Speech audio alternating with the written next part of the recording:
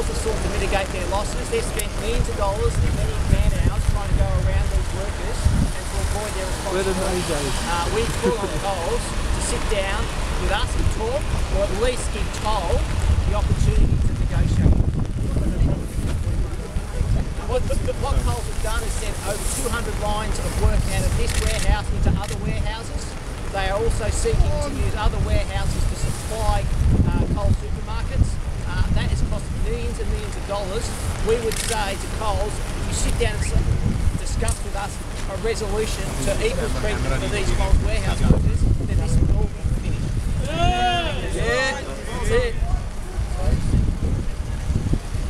Yes, Coles have taken a clear action to try and mitigate their losses to go around this warehouse where they can, to try and defeat these workers, leave them out here in the rain and hopefully defeat their will to fight. But I'm certain that these workers have got plenty of will to continue this struggle. The workers have resolved last week by virtue of a secret ballot in the Electoral Commission and through mass meetings last week to stay out until agreement is reached.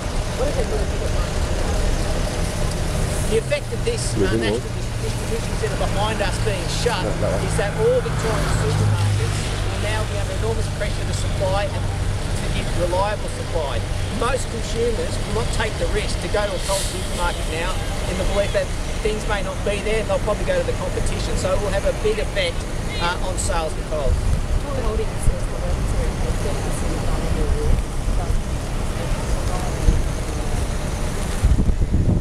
That is true. I mean, this is a union site, and union site rates of pay apply here. The reality here is, though, every other Coles warehouse worker across the country has union agreements. Also, they have conditions that are far superior to these conditions. This is not about trying to set a new rate of pay for the industry. This is about trying to maintain the quality of treatment in this industry. These workers are the worst treated Coles warehouse workers in the country, and all they're seeking is not to go forward, but to have the same terms and conditions as other Coles warehouse workers.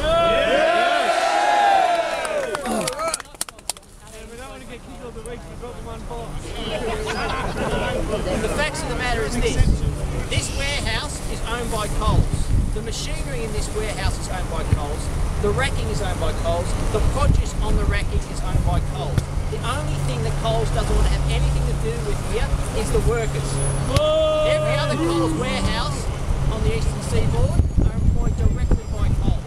So the reality is Coles can try and set up a legal fiction that Toll can't be a legal employer. The reality is at the end of the day, Coles can make the decision to treat these workers the same as everyone else.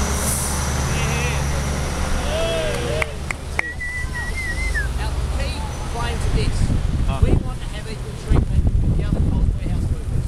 We want our shift workers out here to work in a difficult environment to be paid a shift loading for the entire shift. We want our day workers here to be entitled to bank the hours that they work to take a roster day off every week. They have to be paid. And if Coles actually acknowledge that, they do that for their other warehouse workers.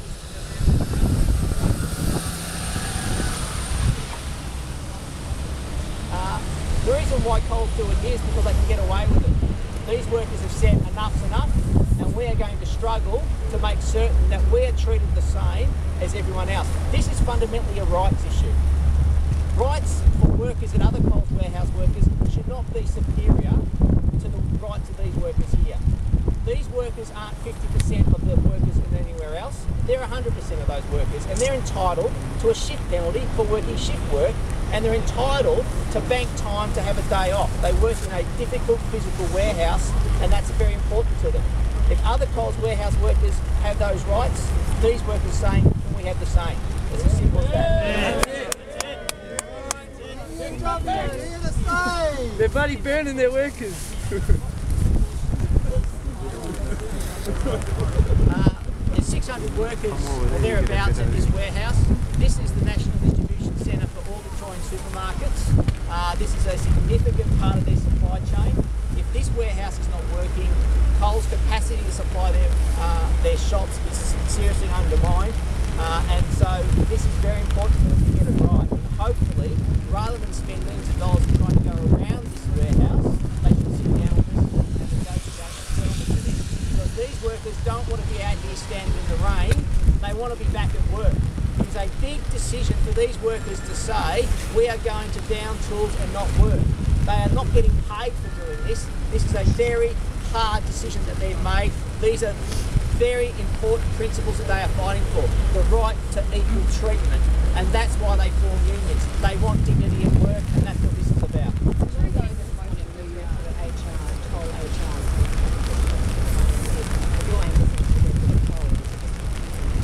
Look, we're not really angry about it, we're just frustrated about it. Toll management, we're frustrated with toll management. We've been negotiating with them for over 2 months and we're not getting anywhere. But we're also pragmatic people and we think it through. We know at the end of the day who pays the bills, it's Coles.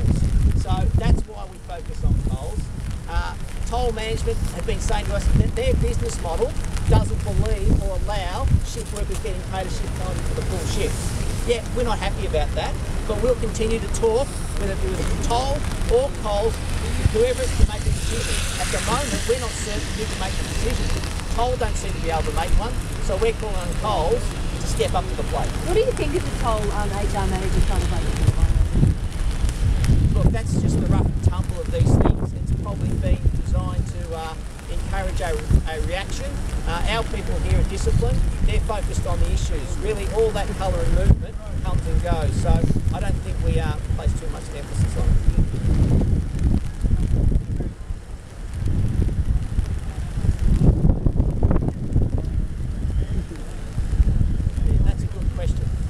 Issues at play here were issues that have played 3 years ago in the last enterprise bargaining round, and they weren't successfully concluded. These are long-standing issues at this warehouse. The company's been on notice for many years that these are issues that need to be resolved. When this bargaining round came around this year, they were aware that these were big issues, and we've been talking about it. 8 weeks is a long time to meet, week after week, day after day about issues that are well known and understood by the company. So we are well within our right to say enough is enough. That's what we're excited to do. All about mutual respect. Seeing Tim's here and Seago each Yes, that is the resolution of the members of our union at this site. They have resolved to take industrial action that is protected under the Fair Work Act until such time we reach agreement. Our intention today is to go inside and discuss with toll management the best way to find a solution to our claims. And we'll continue to talk to them until we reach agreement. It is not our intention to extend this dispute a minute longer than we need to, but we will go as long as we need to in order to get agreement on fair terms, decent paying conditions and equal paying conditions.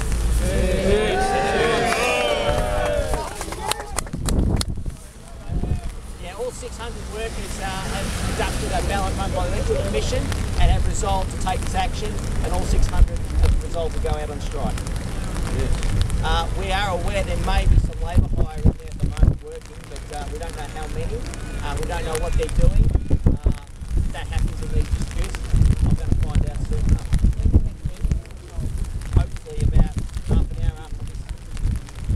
Hopefully we'll meet this morning. On your Tim!